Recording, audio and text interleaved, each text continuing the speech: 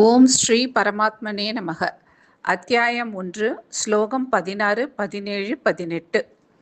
அடுத்ததாக தர்மராஜன் தன்னுடைய அனந்த விஜயம் என்ற சங்கை ஊதினார்.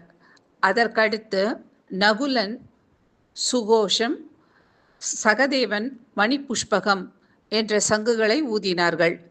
உடனே மற்ற சேனாதிபதிகள் அனைவரும் தமது சங்குகளை ஊதினர். தர்மத்தின் ஓசைக்கு ஒலி அதிகம். சும்மா இருந்த சங்க ஊதி கெடுத்தார் என்பது போல பீஷ்மரின் சங்கநாதத்திற்கு பதிலடி கிடைத்தது. தர்மா ஹேஸ் கியூமுலேட்டிவ் எஃபெக்ட். அத்தியாயம் 1, ஸ்லோகம் 19. இந்த சங்கொலிகள் திருதராஷ்டிரன் மகன்களின் இருதயத்தை சிதறடித்தது. ஆனால் பாண்டவ சேனைக்கு கலக்கம் ஏற்படவில்லை. முழு முதல் கடவுளை நம்பியவர்கள் எத்தகைய நாசத்தை கண்டும் அஞ்சுவதில்லை.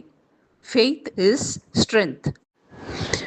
இங்கு அடுத்தடுத்து சங்குகள் யார் யார் ஊதினார்கள், அந்த சங்குகளுக்கு என்ன பெயர் என்றெல்லாம் விரிவாக கூறப்பட்டுள்ளது.